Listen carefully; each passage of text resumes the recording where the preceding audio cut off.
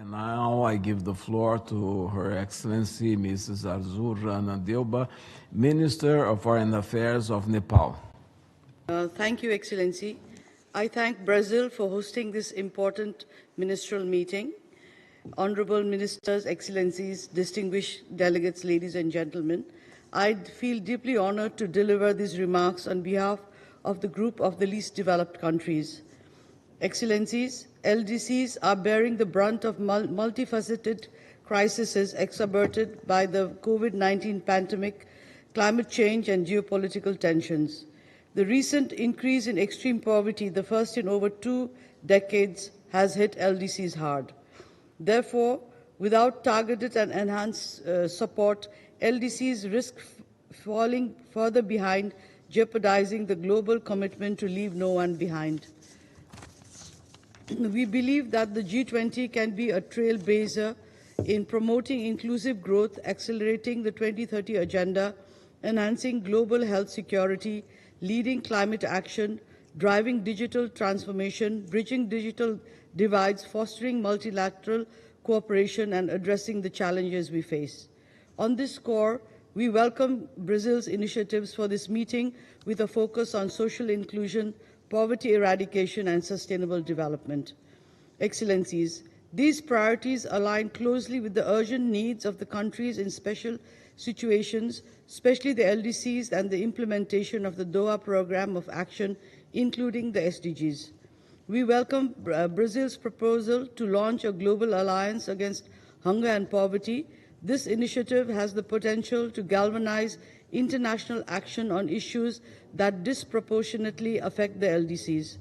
We urge G20 members to ensure this alliance prioritizes the specific needs of LDCs, particularly in areas such as agricultural productivity, food security, and social protection systems. The emphasis on sustainable development and energy transitions is also crucial for LDCs as they face significant barriers in accessing finance and technology, including AI. We call on the G20 to enhance support for LDCs in this area, including through the proposed task force for global mobilization against climate change. We appreciate Brazil's focus on reforming global financial architecture.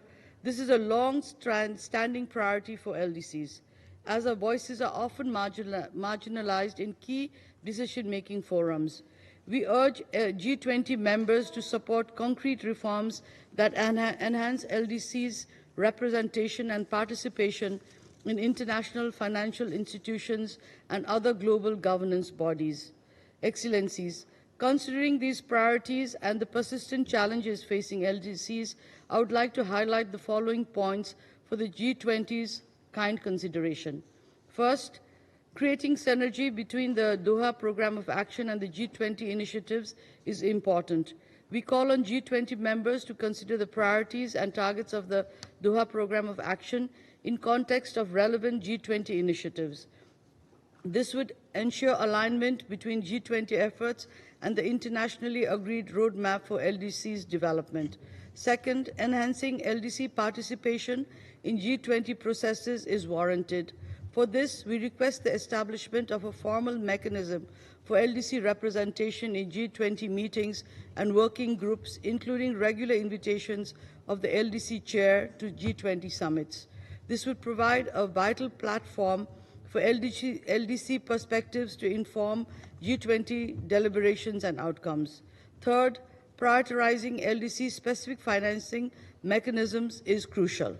We urge G20 members to support the creation of a dedicated financial facility for LDCs within multilateral development banks. This could include expanding concessional windows and developing innovative instruments to de-risk private investment in LDCs. Fourth, we must accelerate debt relief for LDCs.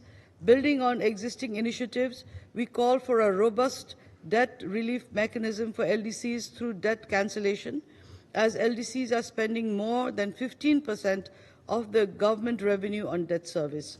This should be coupled with measures to enhance debt transparency and sustainable borrowing practices. My fifth point, is that it is incumbent upon us to boost LDC for climate adaptation and resilience by scaling up finance and technology.